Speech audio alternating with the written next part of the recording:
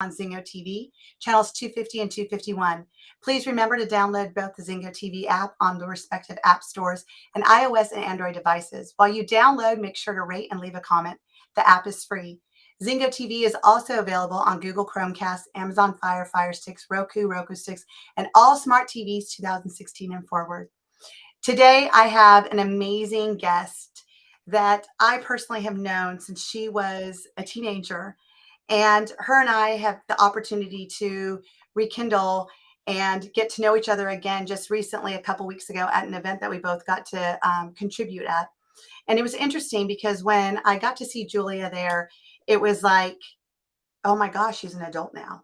Like what happened? Yeah. Like in a blink of an eye, it's like she grew up all of a sudden. And, one of the things that I loved about Julia is that no matter what obstacles came her way or what she ever dealt with, she always had this beautiful smile on her face. And she was just brave. Like if I would think of the word brave, I'd always think of Julia. And, we got to speaking and talking about, a book that she was going to publish when she was younger. And I said, oh, what was that? And she says, it was an open letter from a teenager to parents. And I said, interesting. And I knew Julia's family and I knew her mom really well. And it's interesting what we don't know and what we assume that we know about a relationship or what we see.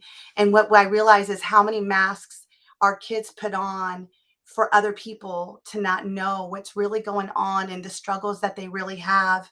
Because I could look at Julia's family and be like, oh my gosh, they're so great. Like I look at her and her mom and her and Anne are so close and best friends, and they may have been, but yet there's also been challenges and there's also been struggles and stuff.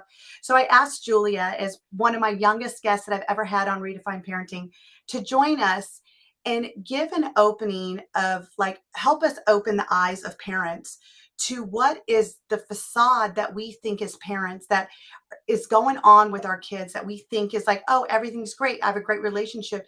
And yet there's still struggles. So without further ado, Julia, welcome to Redefine Parenting. Thank you, my love, for coming here and sharing your open heart and the conversation we're about to have today. Yeah, of course. Thank you so much for having me. It's an honor and a privilege. I'm so excited for what the next 50 minutes are going to unfold and what wonderful knowledge we get to crack open. And we're just going to be raw and real and see what we can learn. Yes, yes. So let's just dive in. Like, when you and I were talking just a few weeks ago, I was like actually taken back, like, wow, like she would write a book like this. I mean, I thought you would write a book on the challenges of being in America, not knowing how to speak English and learning how to speak English without an accent. And Yeah. yeah, no, that was not it. Nope. No. I mean, I think it originates from the relationship that I had with my mom. And, growing up in the personal development world, I definitely had a solid transition from disliking a lot of the people that, my parents went to an event on a Thursday and had a very normal German marriage of cold, we don't talk about feelings, this is the day-to-day 9 to 5, etc. And then we're coming back and we're dancing and drinking green smoothies and talking about feelings. I'm like, I'm sorry, you were gone for 4 days. You can't expect me to just be an open book. To joining the system myself and then having everyone already know my mom and have all these other situations. I'm like, okay, everyone has this image of what life is. That's not my truth. And then also having to learn that my truth isn't everyone else's truth, and that is necessarily reality. But we're all going, like, it's the same characters, it's the same people, same household, but very, very different perceptions of what was going on. And so really seeing that transition with my mom, going from like, we went months without speaking, living under the same roof. After even having tools to help us get through that, we were not in a place. And then it really got to a point when I was like, I'd just gone to my first youth leadership summit.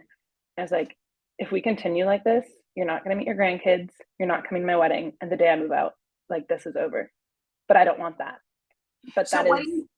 what do you think was like, what took you there? Because I mean, we all have struggles. I mean, I remember the struggles I had with my mom, like she sent me to India on my 16th birthday because she thought that I was bad here in America and she needed to make me better. So she sent me to a boarding school. So, I mean, we all have our challenges, but that's pretty extreme to say, you know what, if we keep going like this, like I'm done. Like I cut you off of everything in the future that could be.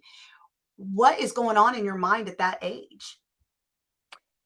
So I think it's such a multitude of issues going on. You know, we have our life at home, which is one thing.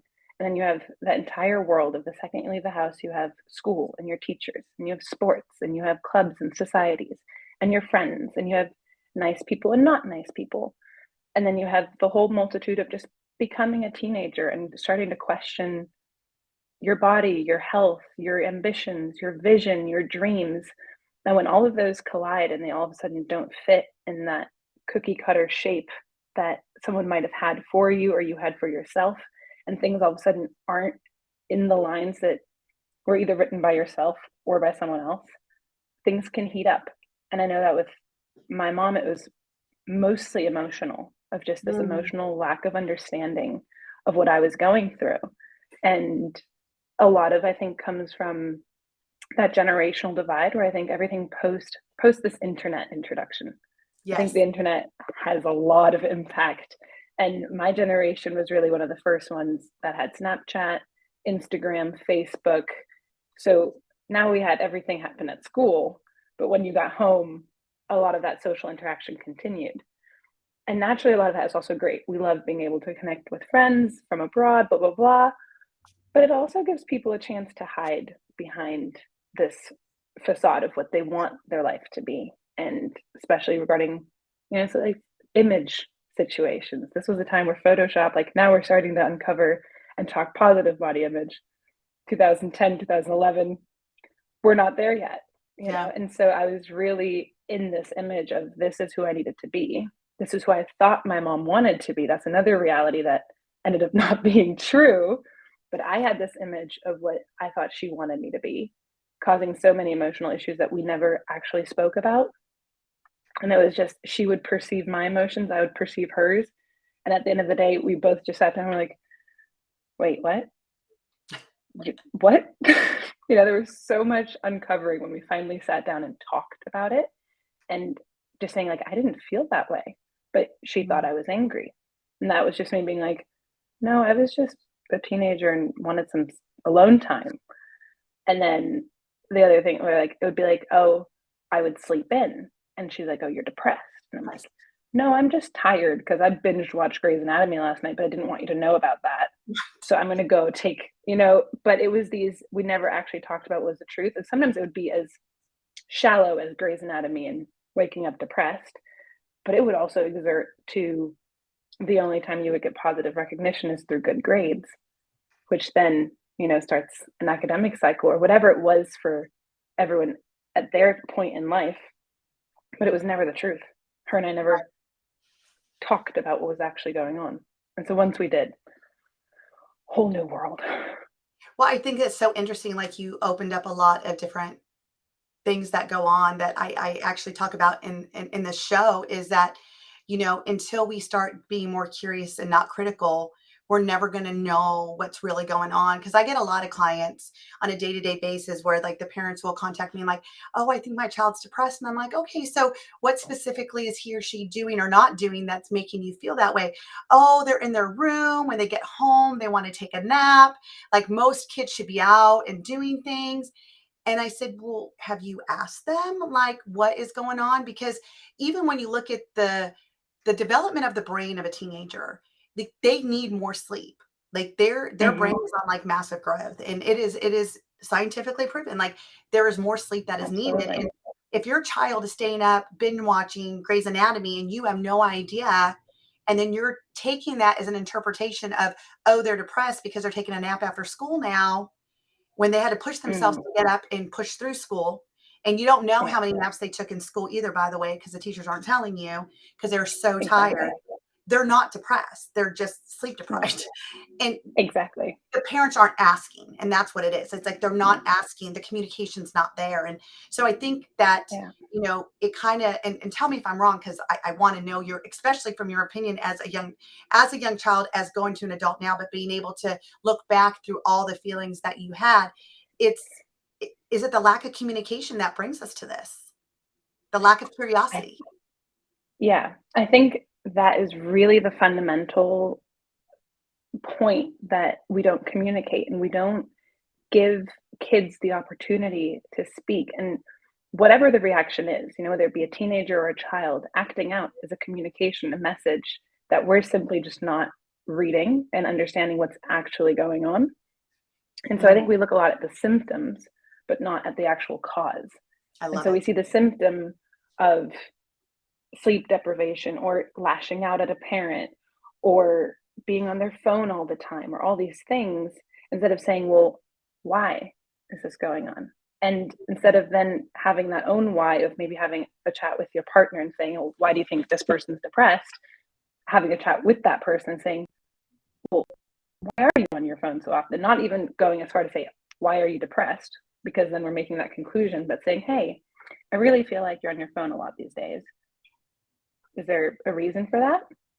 And then they go, hey, I have a group project in English due on Monday and we're talking about it. And you're like, cool. I'm glad Right, it's just that. right. And then sometimes they'll be rawly honest because kids, especially kids, they don't know how to lie yet. They're not taught to lie. That comes much later on. And naturally, if deception is a part of it, and I wasn't always honest, I know that. But my mom also made it very clear to me, says, if you don't want to talk about it, then say that, you Mm, know? And mm, teaching me to then just say, hey, I'm going through some stuff right now. And I just kind of want to be alone, but I'm okay, you right. know? And then she would be like, okay, well, if you need anything, I'm here. And then I have that feeling of, oh, I'm being supported. And no matter what, I can go to her and talk about it. But also saying, hey, my crush doesn't like me. I don't really want to talk about it with my mom.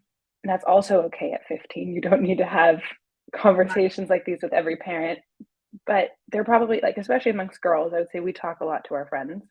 And with your teenage boy, it's probably a lot more difficult because they might not talk about it and they might actually be looking for that conversation saying, hey, I'd really like to talk to my mom about the reason this girl doesn't like me, you know?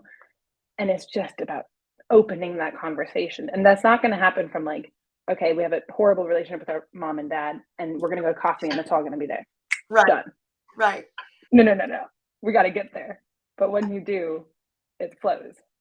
I love what you're saying because it's exactly, one of the messages that I talk about. And if we're going to parent our kids, we need to redefine like how it was when we were growing up. Because, like you said, there's a huge generation. Like you and I are born in two different generations. I know that you're friends with one of my kids, and I even look at his generation and your generation, and I'm like, it is so different. And when you start talking like that and we allow our kids to have that open, safe, and trusting space, it's like you said, you guys want to open up more. You want to tell us more because you're trusting that we're not judging you. And we're hearing that, hey, I need space. Nothing against you. I need space. And there are parents who say, oh, no, no, no, no. Like, you could talk to me. And then they force themselves because they want to solve it. Because we, as parents, not everybody, but some parents, like to believe that their kids are their measuring tool if they're doing it right, if they're a good parent or not. And you Mm-hmm. guys are not it. You're not our measuring tool. You're not the ones to No, say, I screwed up as a parent because you acted that way, versus I did everything right as a parent and you still acted that way and you still yeah, made that choice to do that. And you decided that, you know what? I want to have those consequences because I'm going to learn from it regardless that you told me not to do it. I made a choice to do it and it's okay. And you're not a bad mom for that because I did hear you and I nope, still made the conscious choice to do it. So I'm curious, absolutely. what was your outcome for starting to create this book? And I know that you have an insert about it and I would love for you to read it, but before you do, what made you feel like, you know what, this needs to be said, like this needs to get out here? Like what was your outcome Mm, for wanting this? And hopefully this show is going to actually help you continue on that and get it out there. yeah. Well, it was exactly that critical conversation that I then had with my mom when I was 14, where I was like, we need to change. And I mean, the the child in me was screaming for the love of her mom in that conversation. I was like, more than anything, do I want a relationship with you? And the reason I'm saying this now at 14 is because I don't want that to be our truth. And I understand that if we don't change course now and we don't start doing the little things now, that when I do hit 30 in my reality, that is going to be what we're going to do. And it won't be a cup of coffee that we can then fix because we'll be so stuck in our patterns and so much will have happened that has concretized that we won't be able to come back from that. Right. And so that was such a tabula rasa moment for my mom and I, because from there on out, we then went on like weekly nail appointments or like coffee dates, and we got to know each other. It started with like, what's your favorite color? Like, what's the best book you read growing up? And then it started talking about her and her parenting and the parenting she received from her parents. And I'm like, wow, okay, so you went so drastic in the other direction because you were so upset at your father for this that you then did it differently with me, where probably half of that would have been enough, you know? But learning and understanding these patterns throughout time, her and I got to actually practice forgiveness and say I'm sorry, and we still do. There's every other week we call each other like, "Hey, I'm really sorry about that one time," because we then become aware of it. But we now like she's my best friend, you know, and she's now someone who I want by my side for every moment of my life. And I know that that hard conversation was the reason that we got to where we are today, and it took a lot of work. And that's why then at like 17, 18, 3 years after that chat, started writing this book, just being like, what could have helped my mom understand me in that? Because yes, I was a 15-year-old, and yes, I understand a lot, but there's also an element of, I think if she had just known what was going on with me, half of it would have been easier. Because Right. we also can't expect teenagers to understand parental trauma. I mean, most of the time we're still in this phase of they know everything and have figured out, not realizing they're also just in their 30s and are also just dealing with the world and Right. making every decision that they make is the best decision that they thought it was at the time. But you can't necessarily harmonize that at 12, 14, 17 because you're like, well, you have it all figured out. I don't need to make it up to this perfect person. And so that's the origination of like this letter. And I think now would actually be a great time to read Yeah. it. It's a bit, Just I'm going to before you get remind, started real quick, I just wanted yeah, to kind of concretize what you're saying because this show, I always say, it's give your kids a childhood they don't have to heal from. And just by what you're saying, like you're the epitome of that. Like just to think at 14, when you're like, you know what, we're either going to heal this or we're going to end this. Even at 14, 15 years old, going into that, and your frontal lobe's not developed, you have no idea. Now you're closer to 30 now, just a couple of years, right? And like you're I know. and now you get to look back but the feelings are still real. They were still real then. And what a Yeah, blessing that you were able to heal it then, because now when you're almost 30, you're not having to heal it now. And so I just want our listeners to hear what Julia is saying here. It's like, this is the time to have those tough conversations and be open and hear what your child is trying to say. It's if they're saying, hey, I'm going through this, no offense to you, mom, and I just need to go through it. And if I need you, I know you're there, but give me space. When you give them space, now all of a sudden they feel they can trust you because they've been heard by you.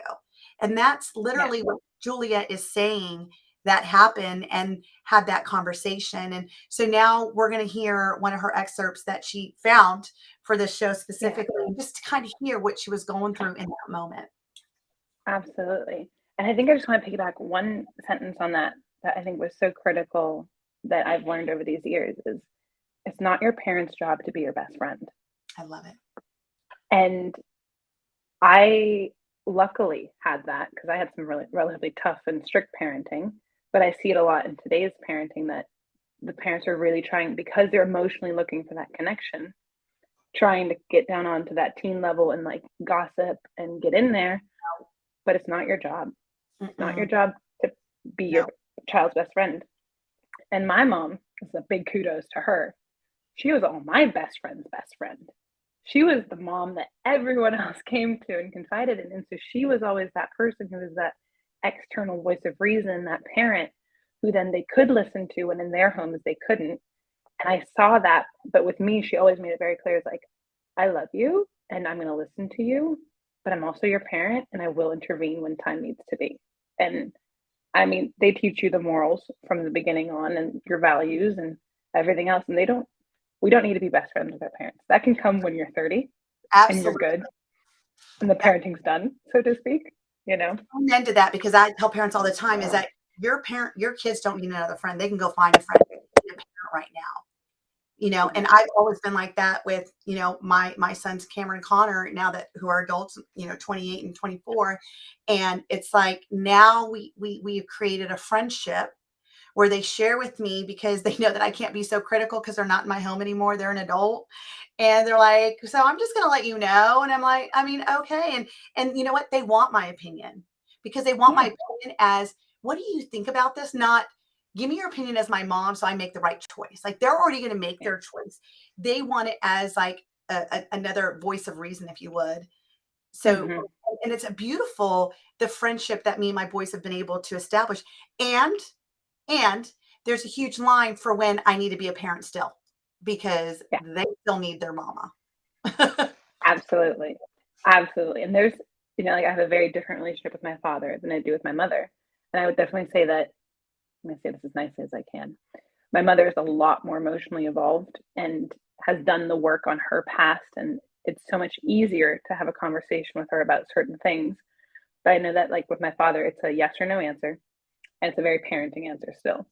But with my Mm, mom, I can also just be like, hey, hypothetically, how do we feel about me applying for XYZ? And she'd be like, oh, I think you'd be a good match, da da da da da. But I think these are some of the struggles you might have. But, you have that open conversation. At the end of the day, it's not a no, don't do that. That's horrendous. Or yes, absolutely. That's going to give you a successful life. It's a coffee date and you discuss pros and cons. And it's love it. very different than if I go to my father, where it's that. I love it. But yeah, so I'm gonna disclaimer, this is a 16-year-old me writing this. So it's a bit more emotionally loaded than I would probably write now, but I think it actually hits it on the head of what teenagers then, which is what, 5, 6 years ago now? Oh gosh, 10 years ago now? I was like, the 10 I'm years just now. making myself younger. But I think it also resonates a lot with the teens of today. So I start with, dear parents, this is my place to open up to you so that our relationship can grow and we can understand each other more. I know it doesn't always seem like it, but I want you in my life. I want you to be a part of my growing up, and I want to be able to communicate with you. You to guide me, and I want your support. And more than anything, I want you to be proud of me and to love me unconditionally. I often feel misunderstood by you. I feel like the little child you want me to be, but I'm growing up. And I feel like you cannot relate to me for my societal pressures are much more immense than yours were 30 years ago. I feel like you don't understand the pressure to look a certain way. I feel like you value my grades more than my morals. I feel like you don't listen. I do not feel good enough, and I feel unloved. That Mm, was a load. And then comes, now I know none of these feelings may necessarily be your fault, but the world we live in today creates these realities and perspectives that tear one down internally. All we see on social media is how thin your waist is supposed to be, how big your boobs should be, and how great your abs have to be. We see the media full of Photoshop and makeup, and we're practically forced to believe that our natural essence is no longer good enough for those around us. It's a feeling of internal worth that is reflected through our outer appearances. The feeling of looking in the mirror and only seeing your flaws, of practically coming to hate yourself and not even recognizing who you are. If I feel this way, then I need your support. I need your love. I need your assurance that who I am at the core and the essence of my being is good enough. That the only thing that truly matters is that you know who I am, which in this case is an amazing person, and that you know that I'm a good person. I know that this is, I know that how I feel isn't necessarily the truth, but it is my truth, and it often feels like my reality. I know I'm capable of rewriting my own truth, but it helps tremendously to have your support along the way. wow. Right? Wow. Right. And you were how old? 16 when you wrote that? 16. And I will tell you, because I coach a lot of teenagers. And my sweet spot seems to be between 12 and 26 is my sweet spot of Yeah. clients I have. And I will say that that probably hits the head of a lot of them. Like a Yeah. lot of the clients that I coach, if they don't feel that now, they had felt it once before, somewhere Exactly. along their passage. And I would even go out on a limb to say, my kids felt that. My kids felt that. And it's not to say that us parents are doing anything wrong. It's there's always another way to do it. And if we're not open Mm, to saying like, how else can I show up for my kids? What else can I do for my kids? And we're so stuck on, nope, this is how it has to be because I have to give them these values and I have to give them these standards. And this is how it's going to be, or they're not going to be a good kid or a good person in society. And I have failed as a parent. Once again, measurement tool, right? If we don't decide to take that off, this is what our kids continue to be as an adult. And then they go on as an adult searching for those answers to know, hey, I'm good enough. What is unconditional love? Am I okay if I don't look like that person I'm sitting next to or that person on Vogue magazine? Am I okay as the person I became? Did I disappoint you? Am I a disappointment to society? Like these are the questions that we grow up in. And I know this as an adult because these are some of the things that I had to struggle with as an adult when I finally got into the whole personal development to say, I deserve to grow as a person and I don't have to just take this as my story. There's another story out there. So what happens is, because those words are brilliant, Julia. I mean, I think that even I can feel those like as my words. Like when you're saying I'm getting tears in my eyes, I'm like, oh my gosh, like that's a letter I would have wrote to my mom at 16, because Yeah. it really sums it up. Mhm. It really does. So Yeah. who was the brave one? Was it your mom who stepped out and said, okay, we got to fix this? Was it you as a child? Like, help, like, what are the listeners, how, if the listeners are hearing this and are like, oh my gosh, is this my child's letter? Maybe it is your child's Yeah. letter. So what do they do with it now? Like, who goes first? It doesn't even matter. I would say it doesn't matter who goes first as long as someone does. And so for me, it was really attending the Youth Leadership Summit. And I know that that first year, I would call it the year about myself. I had to learn how to love myself and who I am. And I remember the first time I was forced to look in a mirror, and I mean, actually look, Hmm. stood in front of that mirror for like 20 minutes crying. But that was something I had to do with myself because the damage had already been done. And you can come from a perfect family home. This can happen from anywhere. This can happen from school, social media, can happen anywhere. It's not a parent's reflection of how your child sees themselves at a certain point. And so that first year was really about me. And then the second year when I returned, I started looking at the relationships around me and in my life. And the number one burning relationship was the one with my mom, where I was Mm, like, so much of what I had discovered the year before also originated from her. And a lot of that feeling came from how her and I had interacted and values I had taken on from how she sees herself. And I was like, whoa, this isn't even my ish, but I'm carrying it because that's how she felt about herself. And it wasn't until I really went to her, I was like, look, I don't know the way. I don't know how we're gonna do it. And I'm not gonna lie, there were some awkward coffee dates where it was as if you had like flashcards questions of like, what are we gonna talk about today? You know? And other ones were easy. And I know that there's certain studies that say if you're home for the first like 15 minutes of your kid returning from school, that's your time frame to hear what's actually going on. Because the second they go to their room and they have cookies an hour later and you go, how was your day? They're like, fine. mhm. And it's the same thing. So if you can open that can of worms and get a conversation started, whatever that is, it might be their favorite subject at school. And why are they liking it? And getting them to talk about something passionate that just opens up this channel of thing and then figuring it doesn't matter what the topic is, we're always able to relate, is my honest belief. Like you can talk to me about astrophysics, and I would be like, that is so cool. I'm also curious about things. It's not necessarily astrophysics, but curiosity, and then building bridges off of that and saying, no, I had a really bad day at school. I got a C on my test and I didn't feel good enough. And I really studied and I really tried, but external parameters have said that I'm not good enough. And then being like, oh, I've felt that way. And talking about things like that, or just being like, oh, well, let's talk about it instead of being like, wow, my child just said they failed the test. That might not be what they need to get into Harvard or whatever the image is around it. But when you're looking at a relationship, it's not about what you want. Right. And you brought up something really important, I think. And like, I just want to segue a little bit to like grades. Like, when kids say, I'm scared to tell my parents that I got this grade, they're not scared of the punishment. That's not what they're scared of. They're scared that you're going to reiterate to them that they're not good enough. That's what they're Absolutely. afraid of.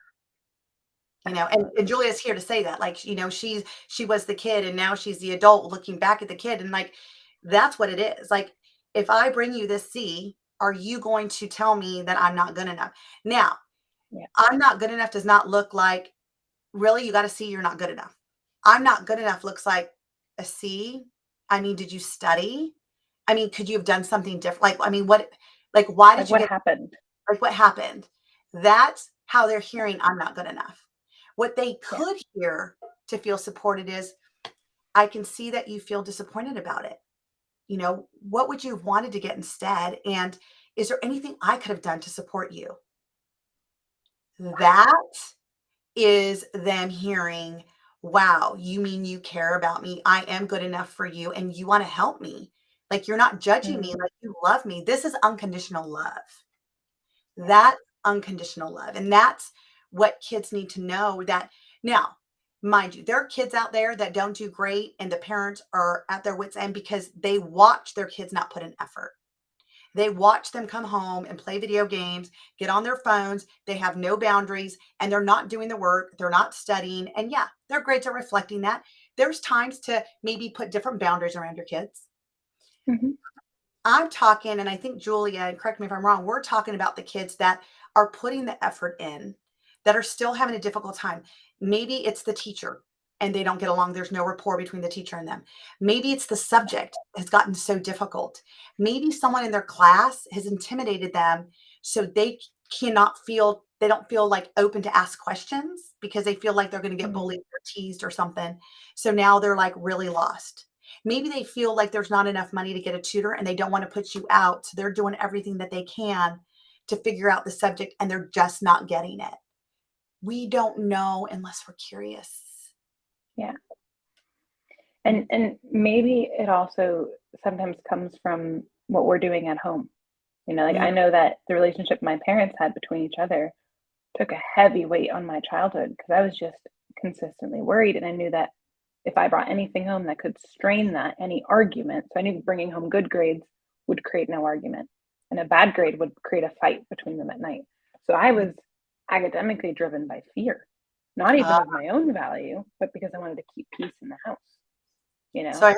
I just want the listeners to hear that because, that's huge. And that's honestly something I didn't even think about, but true is that, if you already see there's, you know, um, tension in the home, that's Hmm. not great tension.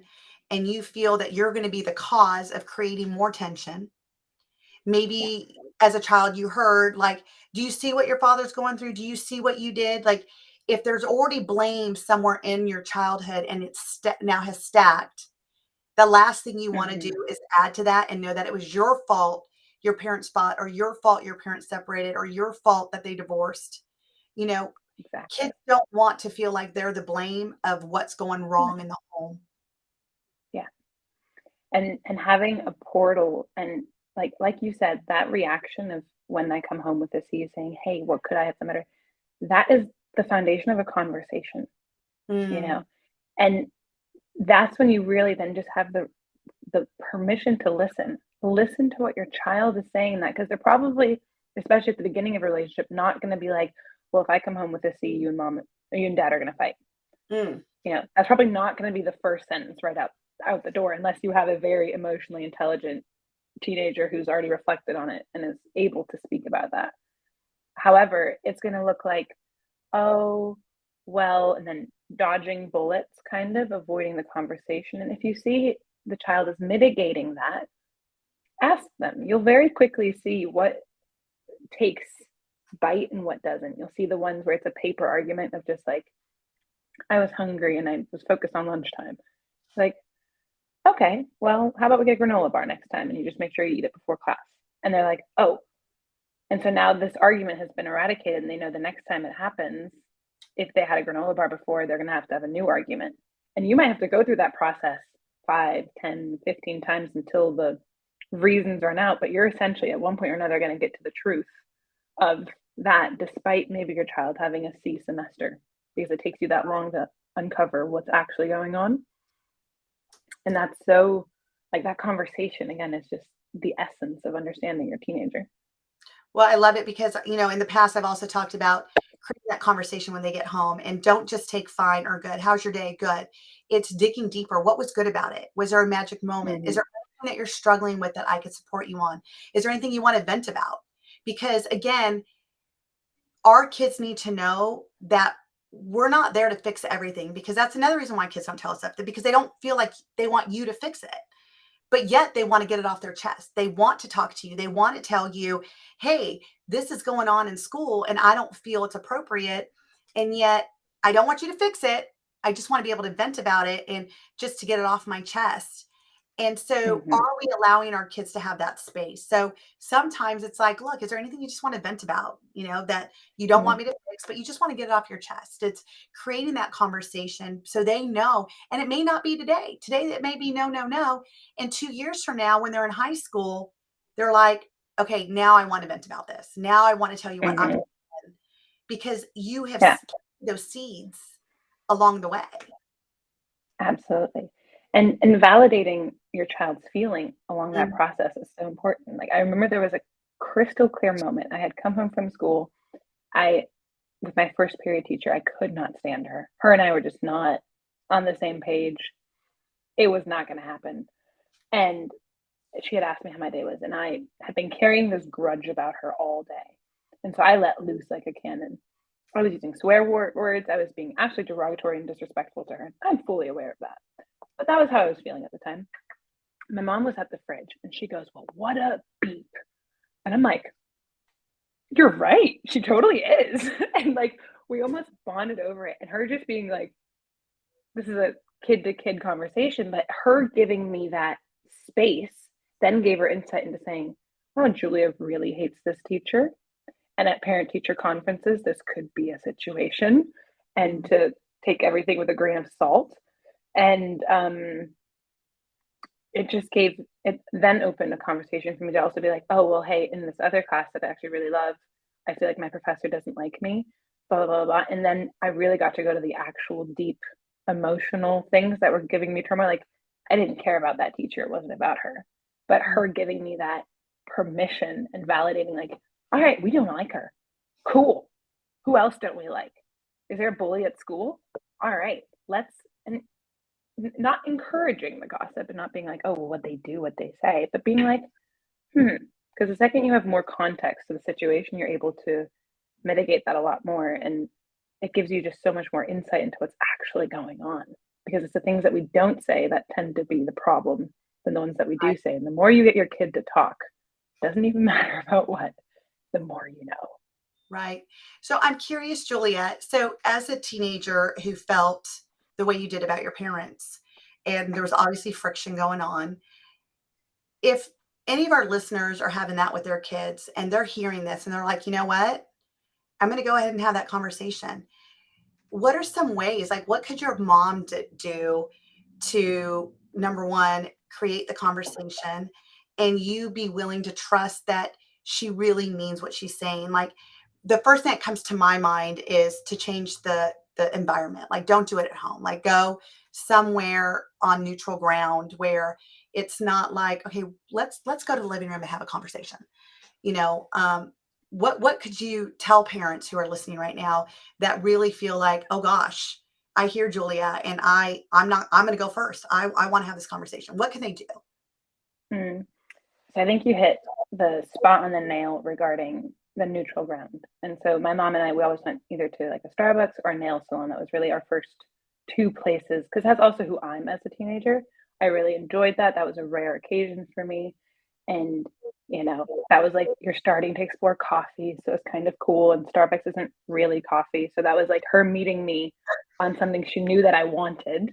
And so not quite a bribe, but just something where we know we're going to have enjoyment in doing this. And so with my brother, for instance, and I think like every parent kind of has a sense for their kids, so you kind of know what they like and what they don't like. So find a common ground of what and suggest it. They can also say, "Oh, hey, not my thing. How about this instead?" Um, the first time my mom had that chat with my brother, which was much harder, she took him to a rage cage and was like, "We're going to go beat some stuff up and let the physical emotions, And so they went, my brother's thinking they're just going to have throw some glasses and plates. But it actually ended up with him then sharing some of the feelings on the car ride home, you know? And car rides are also a good place, I think, just because a car, you're kind of distracted, but as long as it's not heavy traffic, you kind of get to have that open road conversation, I have a you client like know? that. I have a client who she'll go on a drive with her family to talk about Yeah. things. Like that's her go-to. And I think your brother's really lucky that you had already created this space so your mom already knew, like, I'm not going to let him get there. Like, I'm going to go ahead and have the conversation with him, and I'm going to take him to different space. So what could these parents say? Like, what's an opening thing? Like, I mean, I know I haven't been a good parent. Like, what would you have needed to hear to know that you could trust your mom? And this was going to be that come to Jesus talk where we're going to Mm, put everything out on the table. yeah. So I think the first and most principal thing was really having my mom be in a space where she wasn't gonna get mad at what I was gonna say. I love it. Being like, "Mom, I might say something about how I feel right now, and I know this could hurt you. And I know I said that to her, but your child might not be able to say that yet, and they might say something hurtful. They might say, 'Mom, you make me feel unloved.' That is Mm, hard for any parent to hear, being like, 'Oh my gosh, my child doesn't feel that way or doesn't feel I don't love them or doesn't feel good enough or whatever it is.' And so really having that distance of saying, okay, this is not an attack on me. This is not a reflection of me, but this is an invitation to understand what my actions might currently be doing and opening that. So I think having my mom have that distance to her feelings and really saying, all right, you're not attacking me. This is not, and I mean, it did, there were other conversations where she needed 2, 3 days to process what I had said, which is also okay because big things could come up. Some might right. not. So what I'm hearing you say is like, number one, don't take it personally, whatever your kid says. Give Yes, them the space to say absolutely. whatever they want. Like they hated you because you kept saying no. They felt unloved because of this. Whatever it is, just take it and receive it and say, okay, I hear Yeah, you. I get it. I understand. I appreciate that. Thank you. yeah. And then following up to that, then having the curiosity and the openness to say, well, how would you like that? So Mhm. you feel unloved? Well, how do you feel loved? You know? And you can have so many tools in the background of understanding things like your love languages, but your kid's probably gonna be like, you know what? I really love it when you just give me a hug when I come home. It might be the most small thing that you didn't realize you were doing or weren't doing, um, that you're like, "Wow, this is it?" It could be that simple, and other things might be like, "Hey, I'd really appreciate it if, you come home 1 day a week earlier, and we can just have a bit of time to talk." Like, whatever it is, having that openness to have them tell you, and even using something that, we refer to as the magical question and say, "Oh, I don't know." Well, what if you did know? What Mhm. if you did know how you wanted me to love you? Because every child does know. We all Right. know the love that we want. Right. And I would just want to add to that is, um, you know, I called it success formula. Mm, What's their success formula? What's their way of feeling appreciated? What's you have to know because if you keep giving them love the way you think it is, maybe making lunch, you making them lunch, you're saying, "Oh, I love you. I make your lunch every day." But they didn't receive it, so they're not feeling loved. You have to find out how are they going to receive it. And that's what I'm hearing Julia say. How yeah. are they going to receive it? And the other thing is being open to taking the action on it. Mhm. Take So, action on it. absolutely. I'm gonna give my mom the biggest kudos, I think, of what she managed to do for my high school years. So my high school started at 7, meaning the bus was coming at 5:45 to 6, Mm, which we all know teenagers do not wanna be awake at that hour. It's dark in December, you name it. And I'm not a morning person, especially not during my teenage years. And there was one conversation where I really sat down with her. I was like, please just don't talk to me in the morning. Like, just don't talk to me. I don't want to talk. And she's looking at me like, well, I have to remind her of her dentist appointment and I have to remind her of this. And I have like, so her list is battering. And then she goes, okay, I can do that. But then how do you want me to communicate certain things with you? And I was like, mm, good question. We have technology. You can shoot me a text at 11 saying, hey, don't forget you have a dentist appointment today. And she actually then, on her own initiative, started writing me little notes in my lunchbox and saying that way I would, at 11 or 12, when I was awake and half the day had already passed, I would see it and it would always be some kind of, hey, I love you, have a great day, or like good luck on your test or whatever was that day, with the PS, can you grab milk on the way home? Or, whatever it was, but giving me that space and solitude in the morning. And I mean, I kid you not, majority of my high school mornings literally did not say a word, not even good morning. I love I it. didn't want to hear it. I love And I it. know that was hard for her. I know that was hard for her, but she did that. And I know that that probably saved us a lot of fights because I I would have fired back. It's funny you say that because like that's one of the things that when I ask my clients, like, what do you need from your parents? They're like, I need them to stop talking to me. Like, I don't want to hear in the morning what I didn't do or I need to do. I don't want to read if I didn't brush my teeth, okay, my teeth aren't going to fall out that one day. It's not it's not about that at all. It's give me space because I am not up in the morning. Like that's what they want. I wanted to also hit on one more thing is that, if your kid tells you you don't know, one of the strategies that I use for the coaching that I do with the kids that I work with is I tell them to make up a story.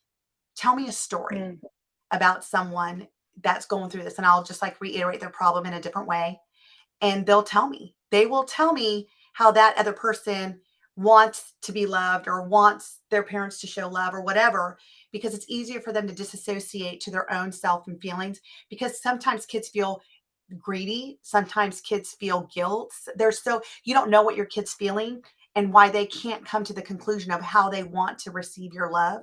So maybe if mm, you just are able to make it up, tell them just to make up a story. It helps them to disassociate to themselves and their emotions, and they're able to communicate to you better of what they want. So just to recap, it's give them space, hear what they want, ask them what they want, you change the environment of where you're at and you're talking about it, take action on it. Even if it is that they don't want to talk to you, don't take it personally. Don't take it personally. This is not about you. Remember, you're here to get into your child's mind and their model of their world, not your own. So you're able to share in it. That's mhm. what we want as parents. We want to be able to guide and impact our kids. So in order to do that, we cannot be judging them. So is there any other, we're running out of time. There's a few more minutes. Is there any other tips that you would want to tell parents to have this great conversation with their kids? Um, I think it really comes down to just making the child feel heard and seen, you know?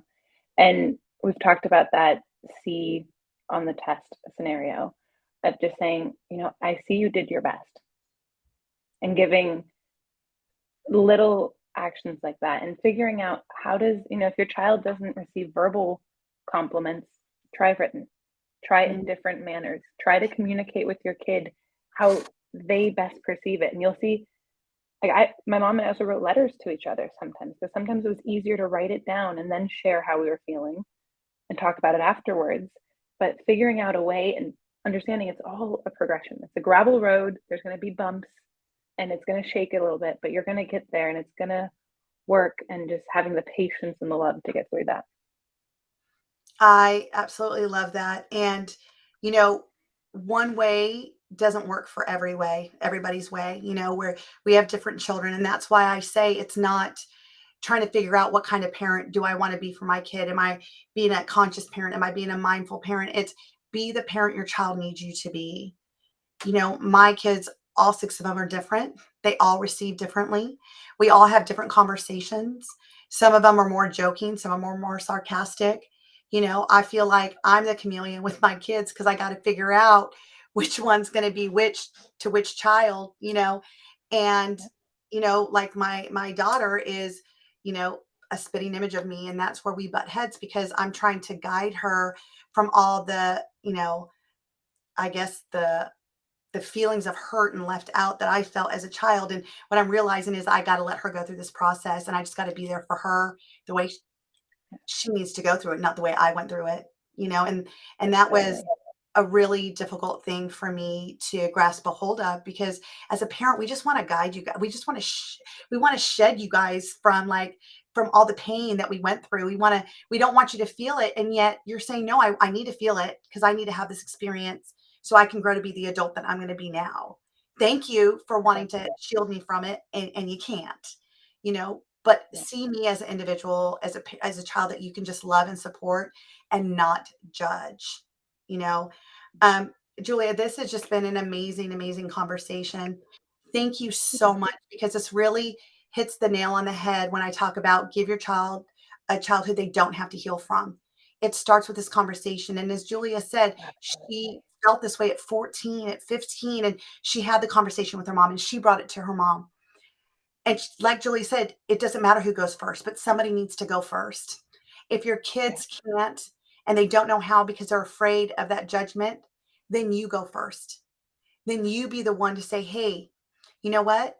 I want to take you out. Let's go to the trampoline park and let's just go jump together. Mm. Let's go to the golf course and let's go hit some balls. Let's go to the bowling alley and let's bowl. And it's like what you said that your mom did with your brother and taking him to that like rage area where they just smash everything. And then look what happened in the car. He just kind of had that diarrhea of the mouth, just like coming out with all these things that Mhm. he's going through. And your mom was able to just really hold that space for him because, you kind of painted that way for them. Is there any Yeah. last thoughts that you'd want to share with our listeners today? Yeah. I think just going off the last thing that you said is just saying you can do this with any of your children, no matter the age. They can be 3 and you can have that conversation, not obviously to the depth of that you're gonna have with your teenager, but your kid can also be in college already or out of the house or even with your parents. It's a conversation. It's never too late, and as long as you always keep that open door, it might be closed at times, but if you keep it cracked, your kid will at some point or another take you up on it because we all want a relationship with our parents. That's a deep, deep, deep need from every single one of us. And Julia, you're a spitting image of that now because as you said that as rocky as it was with your mom because of that conversation, not only do you have an amazing mom who shares space for you to make the right decision, she's also still a guide, but then there's a part of her that's your best friend now. Yeah, It's she's the beautiful, best. I beautiful. wouldn't change it. I'd do it all over again, just the same. I love it. I love it so much. If Yeah. you are finding value in our conversation here on our show, please join our Redefine Parenting group on Facebook for even more tips and conversations. Do someone you know a favor and share my group with them as well so that they too can hear what they need in order for them to feel supported in their parenting journey. This show can also be heard on Spanglish Radio Network. Please check out www.spanglishworld.ca for all the news and programming. Spanglish World, watch it, hear it, read it, download it, and live it.